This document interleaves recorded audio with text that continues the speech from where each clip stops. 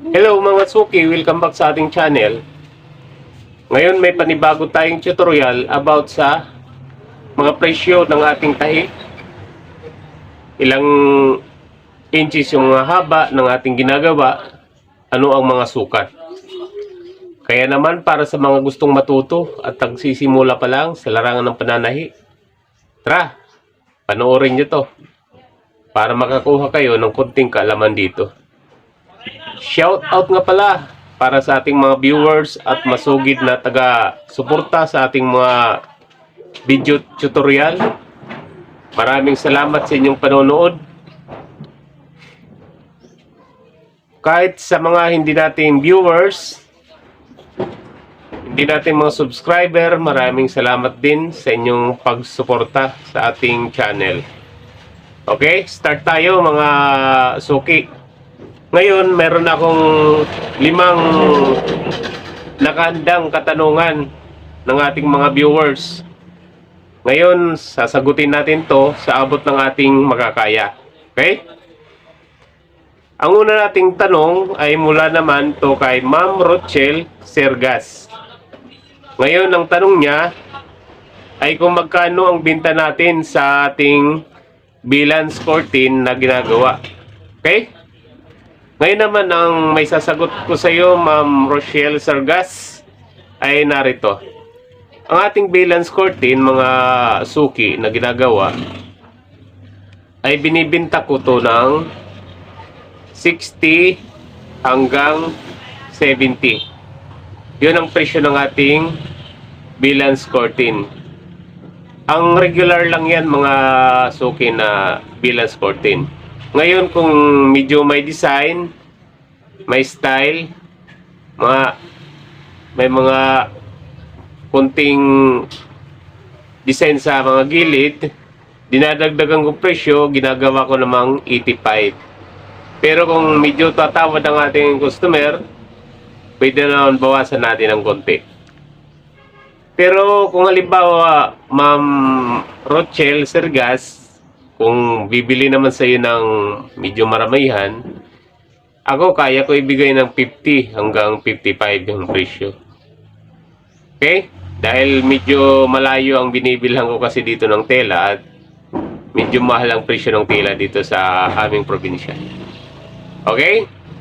Sana Ma'am Rochelle Sergas, nasagot ko ang iyong tanong. Maraming salamat. Okay? Ngayon naman, sa ating pangalawang katanungan, mula to kay Ma'am Christina Lucina.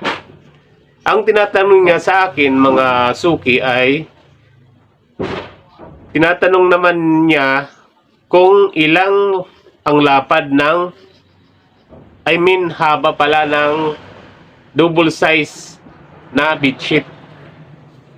Okay, Ma'am Christina Lucina, ito yung aking may sasagot sa iyo. Ang haba ng double size ng bedsheet ay 75. Halos lahat ng mga size ng bedsheet, ang haba niyan halos para-parehas lang. 75, mayroong mas mahaba ng konti, may maiksi naman ng konti. Pero halos hindi yan nagkakalayo ang mga haba. Doon nagkakalayo ang sa lapad, mga suki ng bedsheet.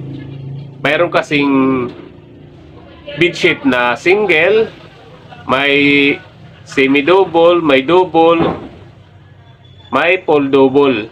Mayroon naman siyang tinatawag na family, queen, halos isang ano lang naman yan size, at saka king size.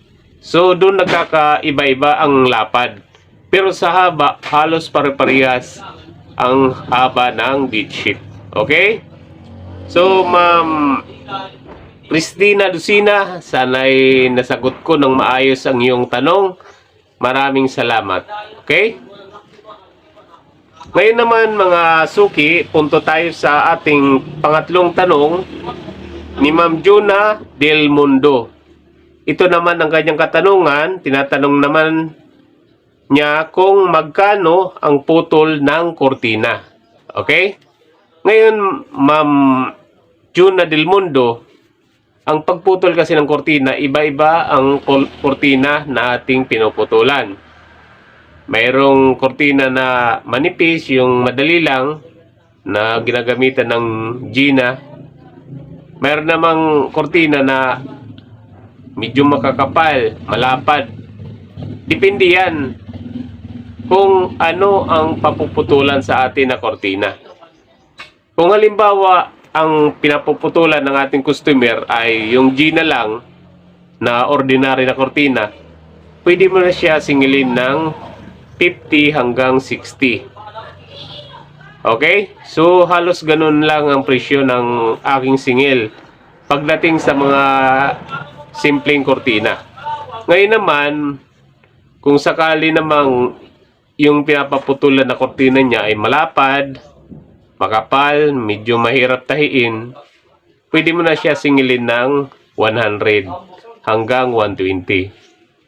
So, ganun lang ang ating mga presyohan sa pagpuputol ng kortina dahil hindi naman siya gaanong mahirap tahiin at saka yung tahi niya, diretso lang.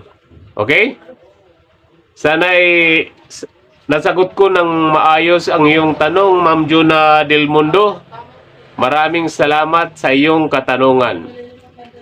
Ngayon naman mga suki, punta tayo sa ating pang-apat na tanong. Ito naman ay tinatanong niya, ang katanungan na to mga suki ay galing kay Ma'am Malu Bisda.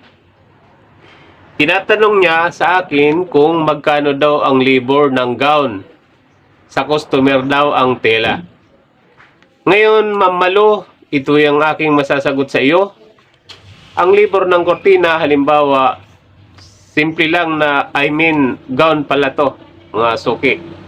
Ang labor ng gown, halimbawa, simple lang na gown, ay pwede siya singilin mo ng 1,000 hanggang 2,500.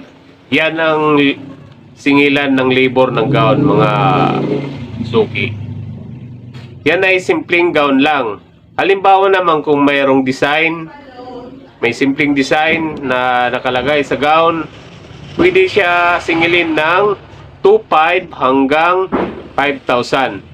Yan ang labor cost ng gown, mga suki. Okay?